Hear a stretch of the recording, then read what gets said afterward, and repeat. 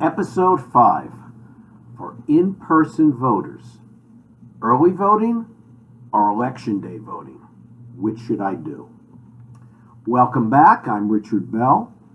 After 4 episodes, you know for sure you'll be hearing 2 things in every episode. Vote.org and follow your state's rules. So, if you decide not to vote absentee, then of course you have to vote in person. Now, most states now have early in-person voting in addition to election day voting. How do you find out what your state allows? All together now, go to vote.org and click onto your state's rules. Now, some states have early voting at lots of different locations, and others have limited locations. Some start early voting days before the election. Some start weeks before Election Day. Some have limited hours and days, and others have long hours and many days. Altogether now, follow your state's rules on dates, times, and locations. Why vote early in person before Election Day? Very simply, because you can. It's that simple. If you can, do it as early as possible. How come?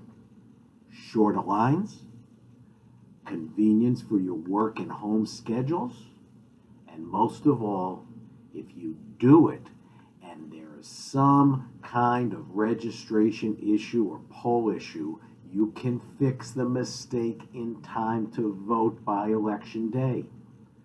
Also, be very alert to your old polling place closing or moving to another location.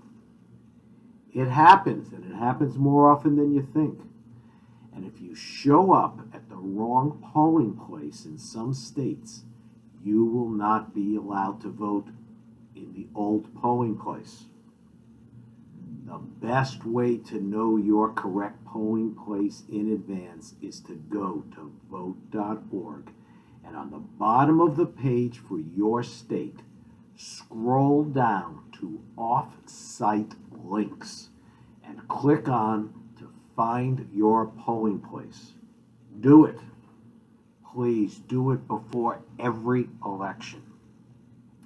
Now, if you want to vote in person on Election Day, if you have problems at the polls, like your name is not on the registration list or your address isn't correct or your ID is an issue, you will have very little time to fix it. I am that lawyer who has represented many voters on Election Day in court who've been turned away from the polls for administrative issues. I am that voter protection guy who speaks to voters coming out of the polls after they are turned away for administrative issues. And I have to scramble in the courtroom or outside the polls to help fix the problem with the clock ticking down. Don't be that person who I have to help on Election Day. Don't be that person who has to wait in a long line in the cold or in the rain on Election Day. Be that person who voted early, avoided the big lines, and if you had a problem, it was fixed before Election Day and your vote got cast and counted. Early, early, early.